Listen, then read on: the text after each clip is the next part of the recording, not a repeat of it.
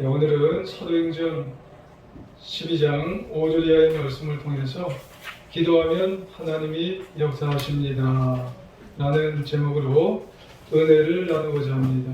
하나님의 은혜가 모두 위에 충만히 마시길 주의 이름으로 축원합니다. 우리 옆에 분을 보면서 인사를 한번 하시길 원합니다. 기도하면 하나님이 역사합니다. 기도하면 하나님이 역사하십니다. 잘하셨어요. 가을이 되면은 생각나는 시가 있습니다. 가을에는 기도하게 하소서라고 시작되는 그런 시가 있습니다.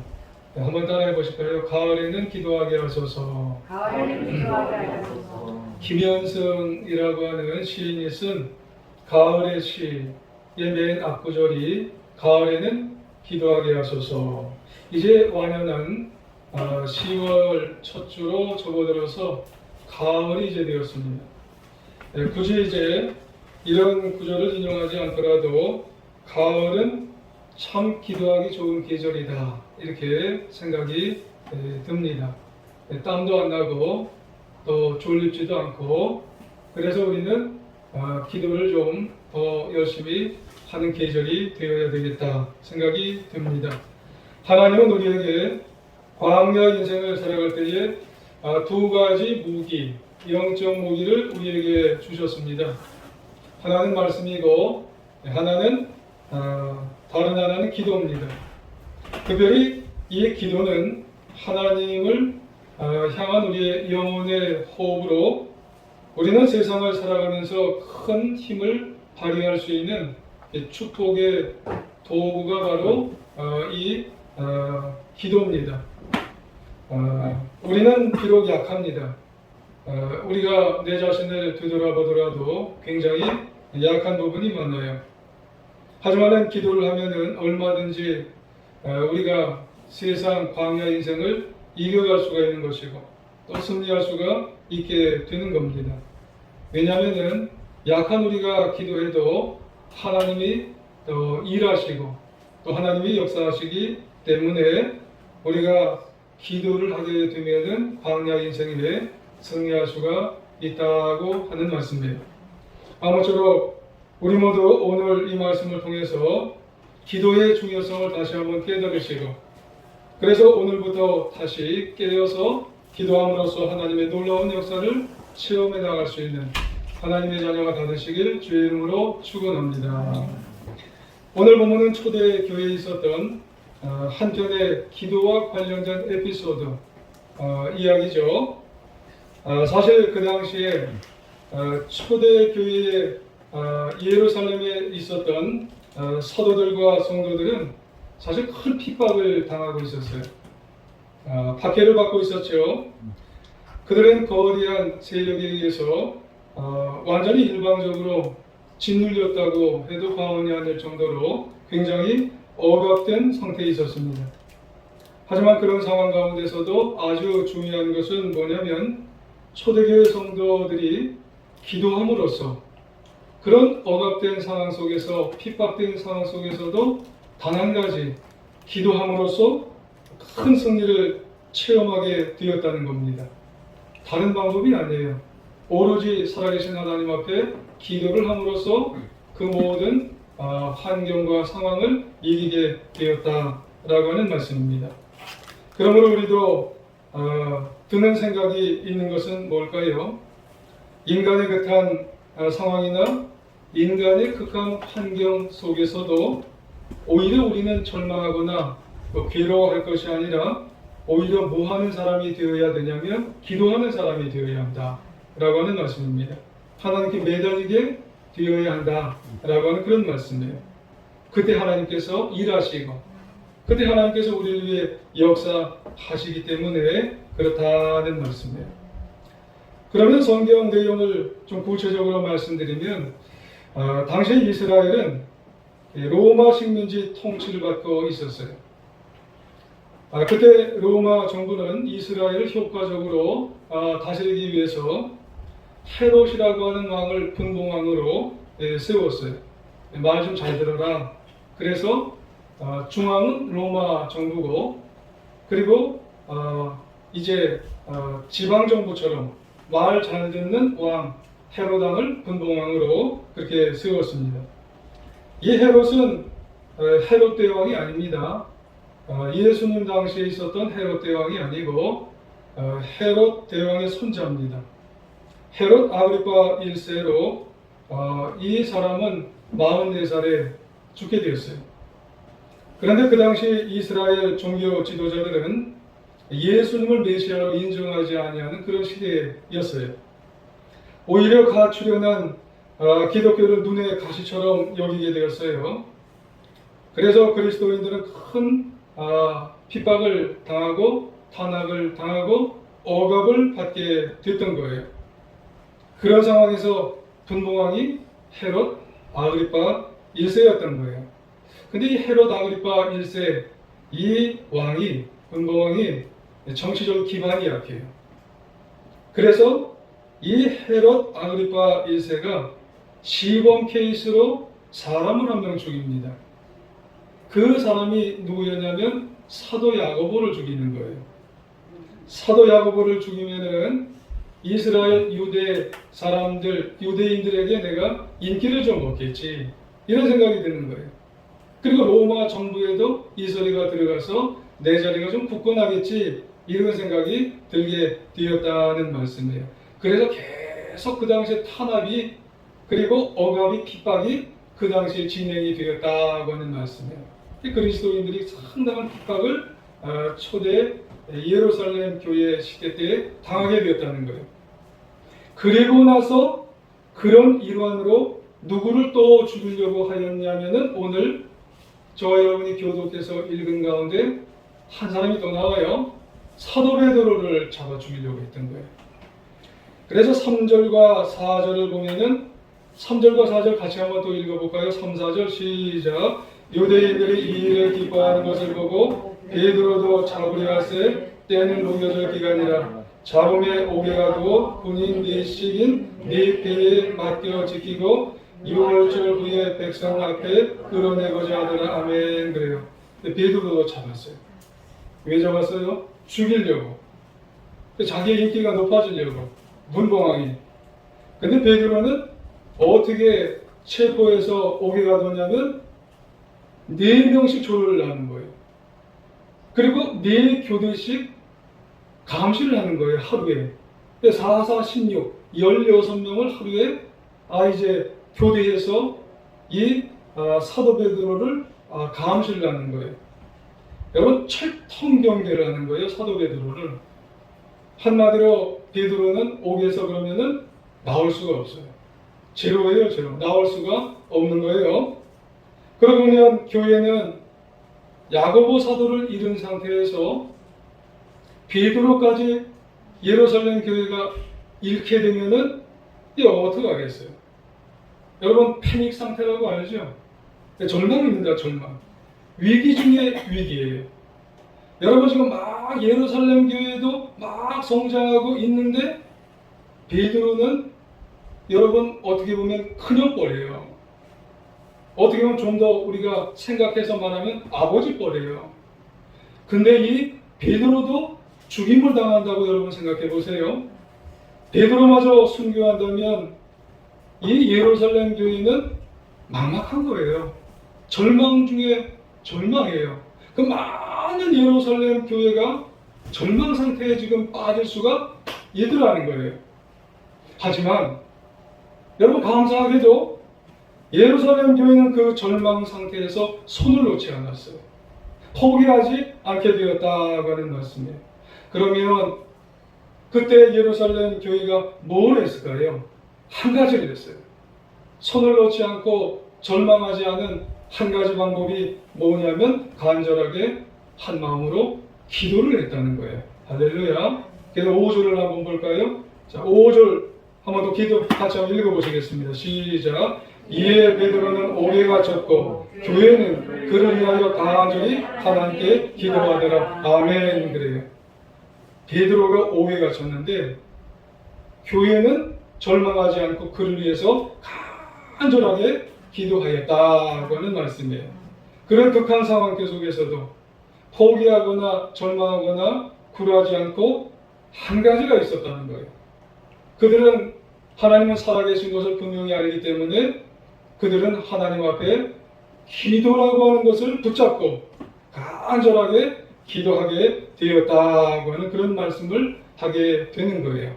왜요? 기도하면 하나님이 움직이시고 하나님이 역사하신다는 것을 분명히 알고 믿었기 때문에 그런 줄 믿습니다. 여러분 그렇습니다.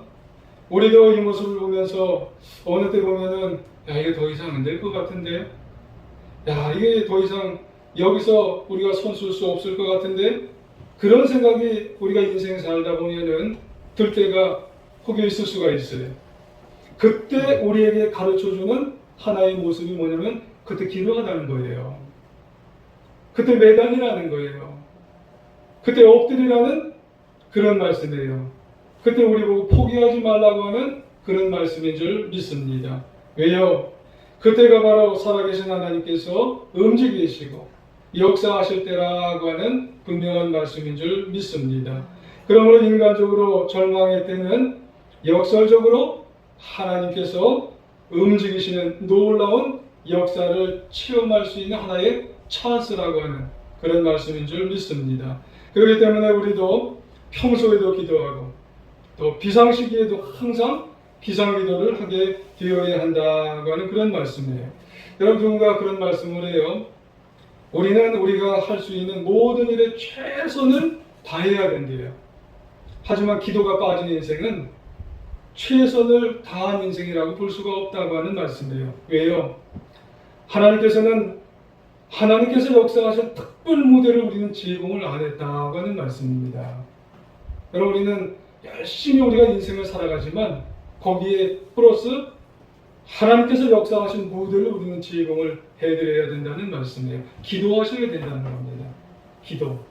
여러분 평상시에도 기도하시고 그리고 여러분 비상시기에도 참 어려운 시기에도 우리는 항상 기도의 자리에 가서 기도하시는 하나님의 자녀가 되어야 할 줄 믿습니다. 그래 하나님이 움직이시는 거예요. 하나님이 역사하시고 하나님의 기적의 모습이 우리가 체험을 할 수가 있기 때문에 그렇다는 말씀입니다. 그런 의미에서 D.L. 무디라고 하는 사람도 기도에 대해 이런 말씀을 해요. 기도는 하나님의 자녀가 가지는 가장 강력한 복이다. 이런 말씀을 합니다. 사실 요즘 주위를 보면은 인간, 우리가 만든 첨단 장비들이 얼마나 많이 있어요. 여러분 첨단 장비들이 굉장히 많아요. 여러분 손에 가지고 계신 그 핸드폰도 첨단 장비 아니겠어요? 뭐 스타워치라고 하나요? 손목에 이게 차고 있는 것도 첨단 장비 중에 하나가 아니겠어요? 참 그거 보면 신기한 거예요. 전화를 손목에 대고 전화하는 분들이 계시더라고요. 너무너무 신기한 거예요. 그럼에도 불구하고 여러분 기도만큼은 아닌 것 같아요.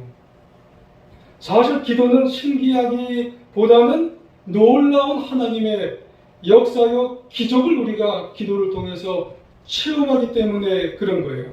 여러분 기도하다 보면 신기한 게 아니라 전능하시고 전리하시고 능력이 많으신 하나님의 보좌를 움직일 수 있는 능력이 뭘 통해서 하냐면은 기도를 통해서 하기 때문에 기도는 참 놀라운 능력을 우리에게 가져다주고 체험할 수 있기 때문에 그런 점 믿습니다. 얼마 전에 우주의 탐사선을 올리는 장면을 이렇게 봤어요. 이게 우리나라 장면인지 아니면 미국에서 이제 올리는 장면인지 제가 TV를 통해 봤어요. 참 대단하지 않습니까? 우리로 봐서는 야 저것이 어떻게 대기권을 뚫고 우주로 날아가서 달이나 또 다른 행성으로 가서 또 거기에 또 안착을 하는 거예요. 참 대단한 거예요. 그런데 이것이 우주선이 이렇게 올라가게 되는 그 시간이라고 하는 거, 그때의 그 시간이 담당자들에게는 성공하기까지 그 뼈를 깎으면서 피를 말리는 시간이랍니다. 성공할 때까지. 왜냐하면 실패하면은요 우주인들이 목숨을 담보할 수가 없다는 겁니다. 그리고 거기에 투자한 돈이 어마어마하다는 거예요. 우리가 생각할 수 없는 돈이 그 우주선, 유인 우주선 하나 만드는데 어마어마한 돈이 거기에 들어가는데 실패하면은 우주에 그냥 날리는 거예요.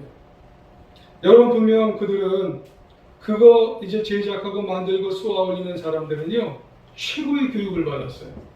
우리나라 사람이면 아마 카이스트 나왔겠죠. 뭐 서울대 나왔겠죠. 그것만인가요?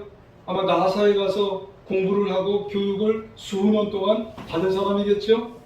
이게 인텔리예요. 엄청난 인텔리예요.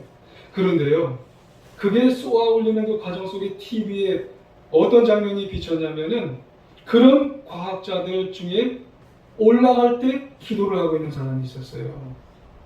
여러분 그런 사람들도 기도를 하더라고요. 그러고 보면 인간이 최고의 노력을 이룬다 해도 한계가 있는 거예요. 그 사람들이 무슨 기도를 하겠어요? 하나님, 이 우주선에 잘 올라가게 해주세요. 대기권을 뚫고 그리고 다른 행성까지 가서 잘 안착할 수 있도록 하나님 도와주시옵소서. 이 기도를 하고 있을 거라는 말이에요.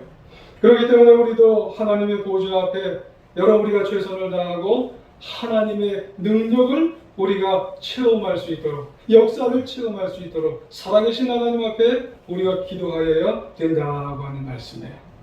여러분 기도는 인간의 연약함과 하나님의 전능하심이 연결되는 고리이기 때문에 여러분 우리는 모든 삶에 있어서 기도하며 살아갈 수 있는 하나님의 자녀가 되어야 할 줄 믿습니다. 다시 본문으로 돌아가 볼까요? 이제 초대교회가 기도하게 되었어요. 어떻게 됐어요? 하나님이 막 움직이시는 거예요. 하나님이 역사하시는 거예요. 그 당시 베드로는 모든 걸 포기하고 옥속에서 잠을 자고 있었는데 그런데 처형 예정일 전날에 하나님께서 옥에 누구를 보내셨냐면 천사를 보내셨어요. 그래서 6절 이하에 보니까 헤롯이 잡아내려고 하는 그 전날 밤에 베드로가 두 군인 틈새에서 이 쇠사슬에 매여 있을 때에 7절에 보니까는 주의 사자가 나타난 거예요. 천사가 나타났어요.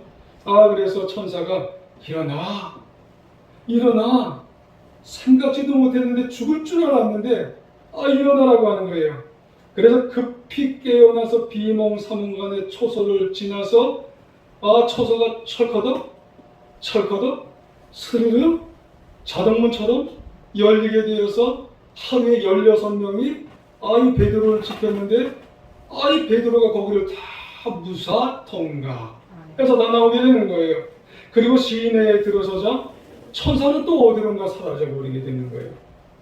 그제야 베드로가 정신이 들어서 깜짝 놀라서 감격하게 되어서 베드로가 어디로 가게 되었냐면 베드로가 서둘러 가게 된 곳이 있어요. 베드로가 옥에 들어오기 전에 예루살렘 성도들과 같이 자주 모이게 되었던 곳이 어디냐면 마가 요한의 집이었어요. 그곳에 가니까는 이 옥에 들어오기 전에 마가 요한의 집에서 이 다른 성도님들과 자주 했던 게 있어요. 보나마나 그곳에서 성도님들과 뭐 했었겠어요? 기도했어요. 모여서 기도하고 그래서 가보니까 진짜 엄청나게 기도를 하고 있었어요. 그런 절망의 상황 속에서도 하나님 앞에 기도하고 있었는데 그 기도의 결과로 말미암아서 여러분 절망의 상황 속에서 그 옥에서 베드로가 나오게 된 줄 믿습니다. 자 16절 볼까요? 자 16절 같이 한번 읽어볼게요. 시작. 베드로가 문 두드리기를 그치지 아니하니 그들이 문을 열어 베드로를 보고 놀라는지라. 아멘. 그래요. 지금 베드로가 옥에서 나와서 나 여기 나왔다고 문을 두드리는 거예요. 베드로가 문 두드리기를 그치지 아니하니 그들이 문을 열어보니 베드로가 보고 놀라는지라. 그들이 지금 뭐 하고 있었어요? 절망의 상황에서, 어려움의 핍박의 상황에서 베드로 나오게 해주시옵소서, 베드로 나오게 해주시옵소서 기도했는데 베드로를 보니 놀랐다고 하네. 할렐루야. 그러니까 여러분 그렇습니다. 하나님께서 일을 하셨어요. 여러분 기도하면 하나님이 일하시고 하나님이 역사하셔서 여러분 모든 기도의 체험을 하게 만드시는 줄 여러분 믿으시기를 주님의 이름으로 부탁을 드리겠습니다. 그러면 우리는 이렇게 놀랍게 강력한 영적인 모기의 기도를 우리도 체험을 해야죠. 우리도 사용을 해야죠. 그럼 어떻게 하면 좋을까요? 한 가지, 기도는 여러분 믿음을 가지고 하셔야 될 줄 믿습니다. 여러분, 기도의 기본 자세는 믿음을 가지고 하는 게 기도라는 거예요. 그러니까 우리가 기도하면 하나님은 들으신다고, 하나님은 들으시고 역사하신다고, 의심 없이 받아들이시고, 여러분 오늘부터 일상적인 기도나 아니 특별한 기도나 하나님 앞에 무릎을 꿇고 기도하신 모든 기도는 믿음을 가지고 기도하시길 주님의 이름으로 부탁을 드리겠습니다. 그래서 13절 이하에 여러분 그런 말이 있어요. 베드로가 대문을 두드린데 로데라고 하는 여자아이가 영접해 나왔어요. 베드로의 음성을 알고 기뻐하여서 문을 미처 열지 못하고 달려 들어갔어요. 그러니까 베드로가 대문 밖에 서 있는 거예요. 그때 로데가 대문 밖에 서 있는 베드로를 그냥 놔두고 안에 기도하는 예루살렘 성도님들에게 가서 베드로가 나왔다고. 그러니까 이 성도님들이 뭐라는 줄 아세요? 너 미쳤다고. 아니 성도님들은 나오라고 기도를 해놓고 너 미쳤다고, 여자아이는 힘써 참말이라고, 그래도 미쳤다고 그렇게 얘기하면서 그건 베드로가 아니라 베드로의 천사야, 또 이렇게까지 얘기를 하는 거예요. 여러분, 로데라 하는 여자 이 하녀가 여러분 이 음성을 듣고 기뻐했는데, 알렸는데도 불구하고 그들이 지금 어때요? 믿지 못하는 거예요. 여러분 성도님들 중에 기도를 하면서도 어떤 생각이 드는 분이 있는 줄 아세요? 어려운 상황 속에서 기도하면서도 이게 정말 될까?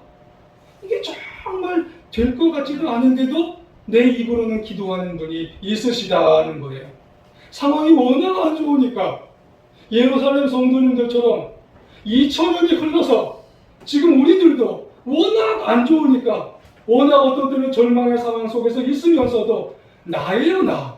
내가 워낙 정말로 한편으로는 믿는 둥, 한편으로는 의심하는 둥 하면서도 기도하는 설마 될까?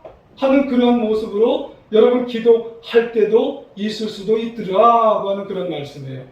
그런데 여러분 이런 모습으로 기도해도 여러분 베드로는 나왔더라 하는 말씀을 우리에게 하고 있는 줄 믿습니다.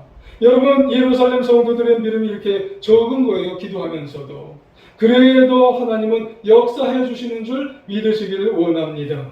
그런데 보니까 조금 더 생각해 보니까 하나님은 그때 모든 성도들의 기도를 들으셨지만 특별히 누가 또 있었어요? 로데가 있었어요. 로데는 기뻐하는 거예요. 로데는 비록 천한 하인이었습니다마는 믿음은 참 좋았어요. 하나님은 이런 사람은 또 기뻐하세요. 성격이 들어가는 거예요. 여러분 이렇게 믿음이 있는 사람, 여러분 하나님은 그저 번듯하게 말만 잘하는 그런 사람의 기도가 아니라 그 중심에 순전한 믿음, 큰 믿음을 가지고 기도하면 얼마나 큰 역사를 우리에게 베풀어 주실까. 여러분 우리가 또한 이런 것도 뒤돌아보면서 우리가 입을 크게 벌려야 될 줄 믿습니다. 믿음의 입을 크게 벌려서 우리가 정말로 하나님께서 우리에게 크게 역사하시고 크게 정말 움직이셔서 우리의 남은 인생 그 믿음을 통해서 큰 역사를 체험하며 살아가는 하나님의 자녀가 다 되시기를 주의 이름으로 간절히 부탁을 드리겠습니다. 그리고 또 한 가지, 기도는 간절하게 그리고 끈기 있게 여러분 기도하여야 될 줄 믿습니다. 여러분 앞서서 베드로가 옥에 갇혔을 때 성도들이 어떻게 기도했다고 했나요? 5절 중반절에 보면은 교회는 그를 위하여 간절히 하나님께 기도했다고 했어요. 여러분 간절이라고 했어요. 간절한 마음으로 여러분 계속 끈기 있게 포기하지 않고 여러분 기도했다고 하는 그런 말이에요. 얼마나 오래 됐는지는 모르지만 몇 날 며칠을 계속해서 언제까지 기도했을까요? 베드로가 구출될 때까지. 여러분 계속해서 간절히, 정말 이것이 언제 기약이 없지만은 여러분 끈기 있게 간절하게 여러분 그 기도를 이어가게 되었다고 하는 말씀입니다. 무슨 말인가요? 간절한 기도는 마음을 집중하여 하나님 앞에 매달리듯 기도하는 그런 기도가 간절한 기도인 줄 믿습니다. 낙심하지 말고 포기하지 않고 여러분 끝까지 기도하는 그런 기도가 우리에게 있어야 된다는 말씀이에요. 어느 성도님의 이야기입니다. 집사님이에요. 세례식이 있던 어느 날 성도님들이 이렇게 다 나가셨어요. 근데 이 집사님이 계단에 앉아서 혼자 울고 계셨어요. 목사님이 보고 놀라셨어요. 아니 왜 울고 계세요? 오늘 어머니가 세례 받으셨거든요. 기쁜 날인데 왜 이렇게 울고 계세요?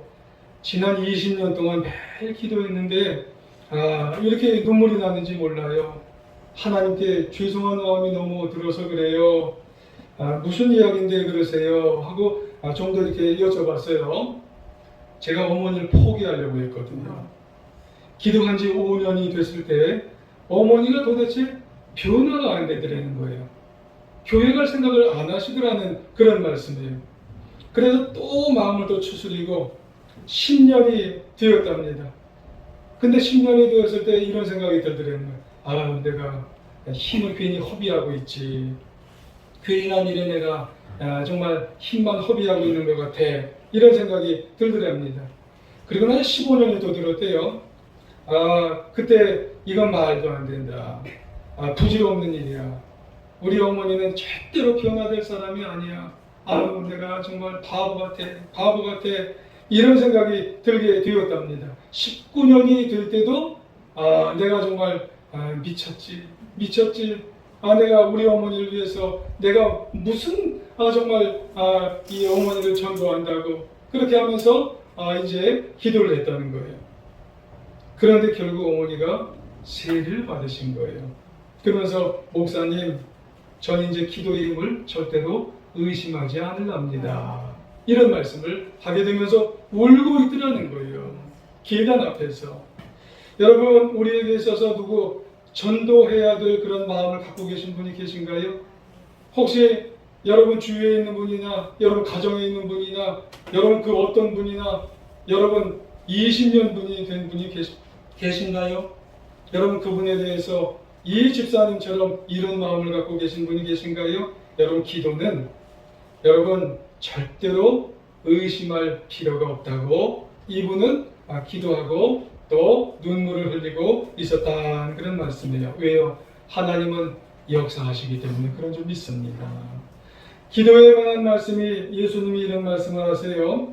마태복음 7장 7절에 구하라 그리하면 너희에게 주실 것이요 찾으라 그리하면 찾아낼 것이요 문을 두드리라 그리하면 너희에게 열릴 것이니라. 구하고 찾고 문을 두드리라. 이 표현이 뭐예요? 계속 끈기 있게 계속 간절한 마음으로 계속 포기하지 않고 여러분 우리가 그런 마음으로 우리가 간절하게 기도하게 되면 하나님이 놀라운 여러분 간절한 기도의 역사가 우리 가운데에 이루어지게 될 줄 믿습니다. 한 가지 더.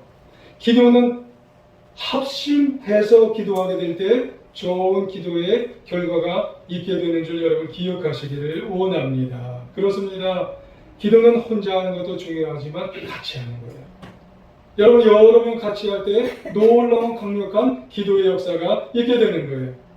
여러분 기도는 한 군데에 모여서 기도할 때도 있지만 또 기도의 내용들을 이렇게 공유할 때 여러분 그 기도의 제목들을 같이 하게 되면 여러분 하나님이 그렇게 기뻐하시는 거예요. 마태복음 18장 19절에 보면은 진실로 다시 너희에게 이르노니 너희 중에 두 사람이 땅에서 합심하여 무엇이든 구하면 하늘에 계신 내 아버지께서 그를 위하여 이루게 하시리라. 할렐루야. 여러분 두 사람 이상 이렇게 합심해서 자꾸 기도하면 하나님의 놀라운 역사를 이루어 주시고 크게 움직여 주신다고 하는 사실을 우리는 기억해야 할 줄 믿습니다. 여러분 기도 제목을 서로 공유하시고 그리고 기도 제목을 서로 나누시고 그 기도 제목이 하나님의 역사하실 수 있도록 만들어 가시길 주님의 이름으로 부탁을 드리겠습니다. 지난 주간에 우리 성도님들 잘 많이 기도해 주셔서 소야 감리교회에 이렇게 잘 다녀왔어요. 우리 성도님들께서 또 잘 다녀오라고 또 이렇게 여러 손길도 주시고 너무너무 감사합니다. 근데 이 소야도에는 교회가 하나밖에 없더라고요. 역사도 108년이나 이렇게 된 아주 오래된 교회예요. 거기 가서 있다 보니까 시간이 이렇게 멈춘 것 같아요. 그러니까 평화라고 하는 것을 이렇게 아주 몸소 체험한 그런 교회가 아닌가 그렇게 생각이 듭니다. 그곳에는 슈퍼도 없습니다. 그곳에는 식당도 없어요. 그러니까 휴가철에만 식당을 좀 운영하는 것 같습니다. 왜냐하면은 거기에 이제 이 수용하는 그런 이제 곳이 있기 때문에 휴가철에만 식당을 운영하는 것 같아요. 그래서 식당이 없어서 강사 목사님 왔다고 각가정에서 식사를 대접을 하게 되는데 옛날 제가 고등학교 중학교 때 저희 창립교회에서 대접받았던 그 느낌을 제가 받고 왔습니다. 낚시도 했어요. 4마리를 잡았습니다. 릴 낚시를 처음 했어요. 소야도를 제가 둘레길로 이제 산책을 했는데 소야도가 얼마나 작은지 3분의 2 정도를 이제 걷게 되었습니다. 여러분 TV에서 자연인을 여러분 보셨나요? 제가 자연인을 봤어요. 그런 곳이 소야도입니다. 여러분 그 정도면은 소야도 교회가 그냥 그 정도로 있는 분들만 이렇게 잘 이제 예배를 드리고 하면은 될 것 같아요. 근데요, 한 20년 전부터 목사님이 한 20년 계셨어요. 20년 조금 더 계셨는데 소야 교회를 위한 전도 그리고 건축을 위한 기도를 하게 되셨어요. 처음에는 성도님들이 별로 호응이 없으셨답니다. 그런데 그냥 같이 의논하면서 밭을 빌려서 공동으로 고구마를 이제 심고 공동으로 새우젓을 하다가 팔고 공동으로 고사리를 이제 채취해서 팔고 공동으로 솔리백 이런 것을 내서 한 병에 2만 원, 3만 원 이런 것도 다 팔고 그래서 그것을 건축 헌금으로 이렇게 다 모으셨어요. 그리고 건축을 위해서 헌금으로 마중물 헌금 이런 것들을 또 20여 년 동안 이렇게 다 해오신 거예요. 근데 그 밑바닥에는 뭐가 있냐면 기도하신 거예요. 성도님들이 서로 한 번 하면서 기도하고 한 번 하면서 기도를 진행하는데 조금씩 성도님들이 마음이 뜨거워진 거예요. 근데 그렇게 한다고 얼마나 모이겠어요? 그러다가 목사님이 본 교회가 인천이에요. 인천에 어떤 청년이 직업 상담을 해달라고 해서 직업이 또 길이 잘 열린 거예요. 그 청년이 1,000만 원을 헌금을 했다는 거예요. 건축 헌금을. 그러니까 기도하면 되네? 이런 생각이 드셨다는 거예요. 기도가 불이 붙었어요. 그러면서 교회 부지를 확보를 하고 알맞는 것이 어디냐 이렇게 찾아보게 되었는데 하나님의 역사가 일게 되었다는 겁니다. 얼마 전에 하나님의 역사가 일게 되었는데 소야도 안에는요 소야교회하고 소야 성당이 하나 2개밖에 없다는 겁니다. 근데 이 소야 성당이 수년 전부터 천주교 신자가 없어졌어요. 그래서 이 소야 성당이 방치가 됐다는 겁니다. 그리고 이 소야 성당을 내놓았어요. 매물로 내놓았는데 여러 곳에서 그거를 이제 갖기를 원하는데 소야교회에서도 기도가 시작이 됐어요. 저걸 좀 하나님 우리 교회의 본당으로 더 크게 제일 좋은 위치로 가질 수 있도록 이제 거기에 본당을 세우게 하시옵소서 이렇게 기도를 했어요. 근데 가격이 비싼 거예요. 어떻게 저거를 이제 하실 수가 있느냐 그렇게 해서 이 기도를 하면서 나갔는데 바로 얼마 전에 그 소야 성당에서 얘기를 여기서 먼저 안 했는데 소야 성당 측에서 연락이 왔다는 겁니다. 이거 좀 사시라고. 그것도 가격을 확 다운을 시켜서 생각했던 그 가격이 여기서 모아놓은 가격과 거의 엇비슷하게 이래서 가격이 맞추어졌던 겁니다. 그래서 이유가 뭐냐 이 얘기를 했더니 그 소야 성당 자리가 제일 좋은 위치예요. 소야도에서. 그런데 만약에 거기를 이제 그 위락 시설이나 펜션이나 모텔 자리가 거기에 들어오면 하나님께 무슨 이제 면목이 있겠느냐는 거예요. 거기에 있으면 배 3배 이상을 줘도 이제 팔릴 수가 있는 장치인데 하나님 앞에 면목이 안 서서 확 다운을 시켜서 여러분 기도를 하니까. 그래요 지금 소희학교의 성도님들은요 영적으로 굉장히 뜨거워졌어요. 그래서 가서 설교를 하니까 무슨 말만 하도 아멘, 무슨 말만 하도 아멘. 내가 아멘을 해서 설교를 하니까 너무 감사하더라고요. 여러분 합심해서 기도하기를 수년 동안 하니까 그 가격이 확 다운되고 맞춰놓은 가격에 이제 이제 터전을 사게 되었다는 말씀입니다. 여러분 기억해야 됩니다. 하나님은 우리들을 세상에 남겨두어서 험한 세상을 어떻게 해요? 영적인 무기를 주셨어요. 이 무기를 여러분 방치하지 말아야 돼요. 아멘. 여러분 녹슬게 하지 말아야 됩니다. 바쁘다는 핑계로 다음에 하지. 여러분 그러면 기도는 녹슨 거예요. 아멘. 여러분 이제부터라도 기도하시고 반드시 하나님이 일하시고 하나님이 나의 삶, 나의 가정, 우리의 교회를 위해서 일하신다는 사실을 분명히 믿고 믿음으로 간절하게 합심해서 기도함으로써 어렵고 절망스러운 상황 속에서도 하나님의 놀라운 역사를 체험하며 승리하며 살아가는 우리 제일중앙교회 우리 사랑하는 성도님들 다 되시기를 간절히 주의 이름으로 축원합니다.